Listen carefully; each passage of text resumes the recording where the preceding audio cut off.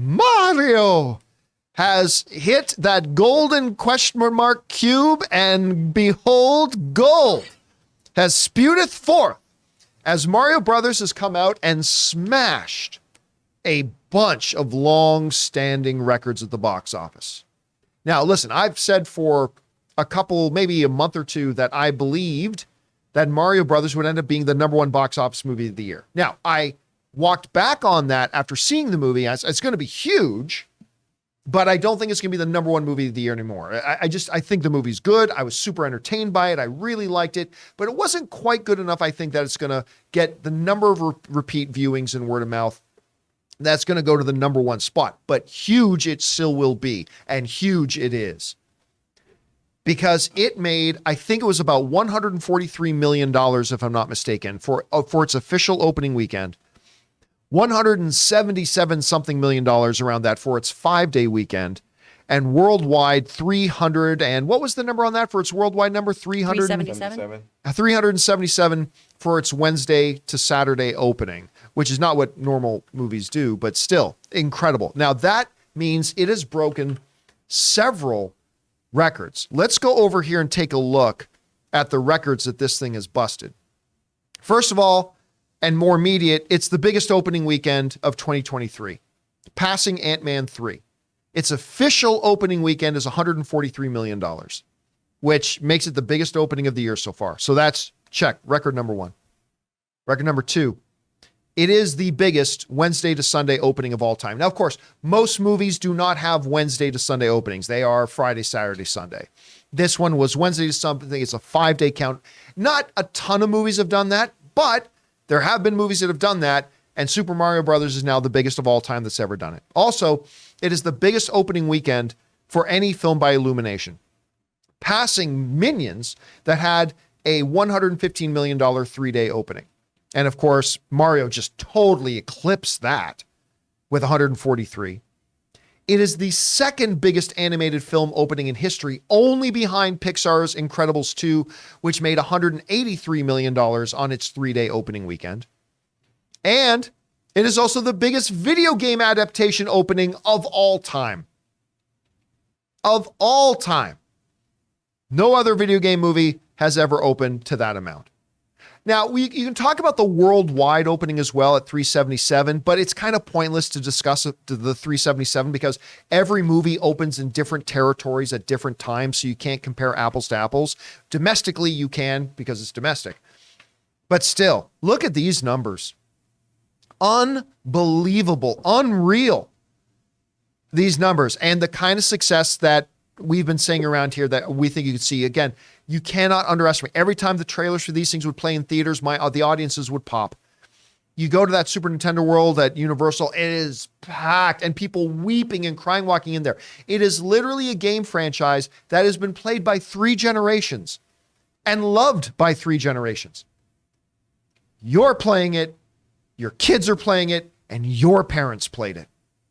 I mean, it's got that kind of appeal. It's not just that we remember it.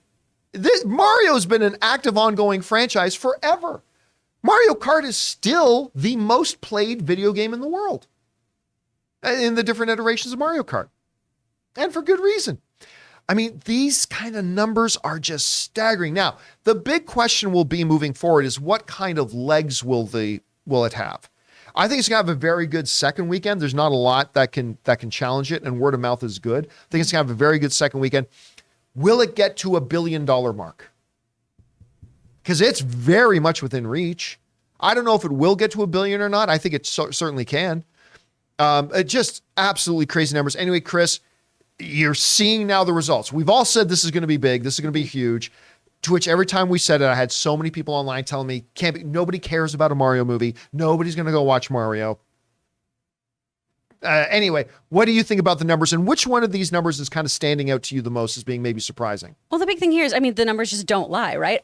so many people were so interested in seeing this. And Universal knew that going into it. They knew this was going to be something that touched multiple generations. It wasn't going to be just families going out to the theaters to see this. Veronica Kwan Vanderberg, who is the president of development over at Universal, has talked about how this is such recognizable IP that they knew they were going to get a whole wide audience to come to.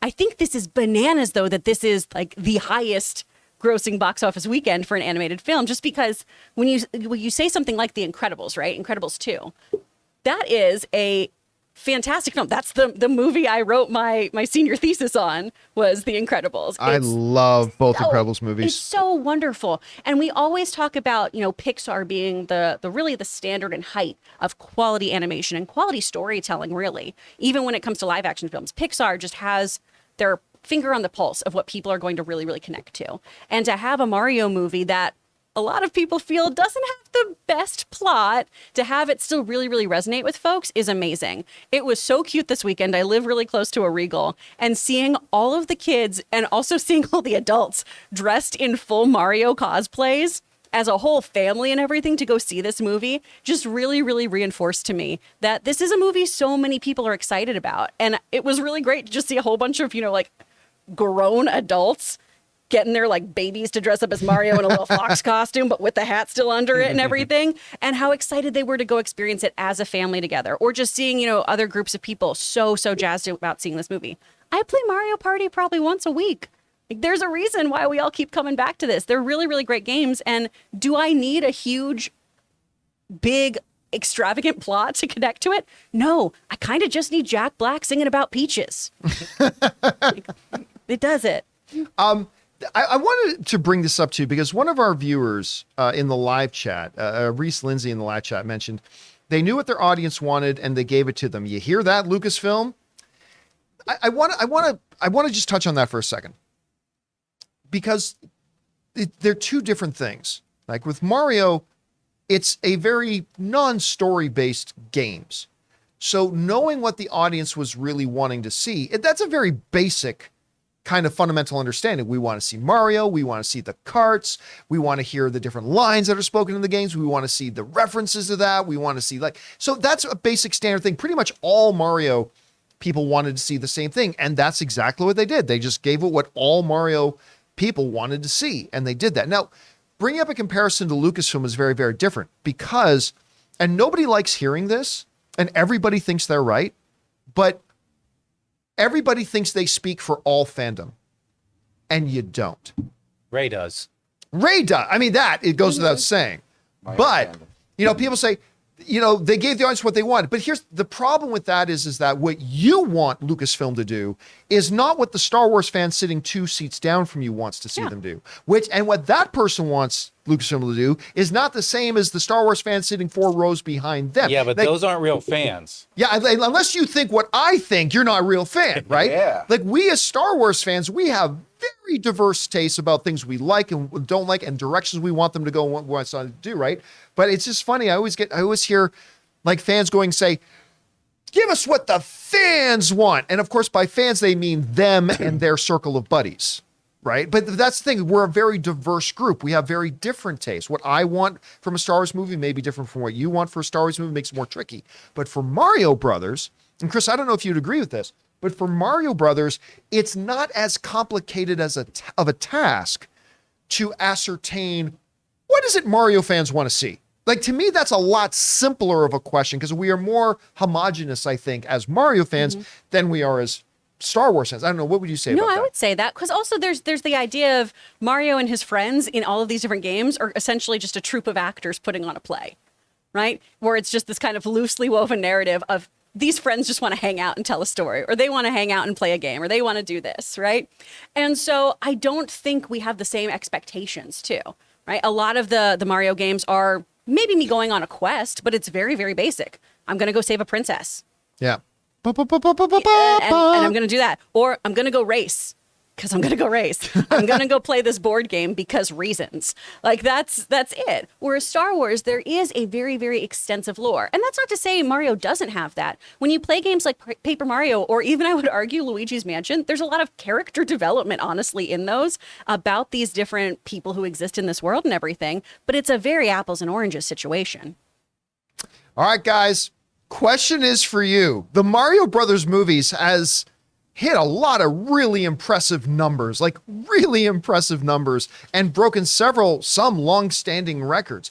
What do you think is the most impressive of those? Biggest video game opening of all time, second biggest animated opening of all time, the biggest Wednesday to Sunday opening of all time? Like, whichever one you think is most impressive or surprising you, jump on down to the comment section below and let us know your thoughts. Guys, we want to thank a sponsor of this video, Rocket Money. The average person has around 12 paid subscriptions. Think about that. If you think you're only subscribed to a handful of services, you might want to double check. With Rocket Money, you can quickly identify and cancel all of your unwanted subscriptions. Rocket Money, formerly known as Truebill, is a personal finance app that finds and cancels your unwanted subscriptions, monitor your spending, and helps you lower your bills all in one place. Rocket Money will quickly and easily identify your subscriptions for you so you can stop paying for the ones you don't want and don't even use. Simply find the subscription you don't want and press cancel, and Rocket Money will cancel it for you. No more long hold times with customer service or tedious emailing back and forth. Rocket Money makes canceling subscriptions as easy as the click of a button. My wife Ann and I moved out of Burbank 2 years ago, and one of the first things I discovered when I loaded up Rocket Money was that I was still paying for a gym membership I haven't even been to in Burbank in 2 years. So stop throwing away your money. Cancel unwanted subscriptions and manage your expenses the easy way by going to rocketmoney.com/Campea. That's rocketmoney.com/Campea. rocketmoney.com/Campea.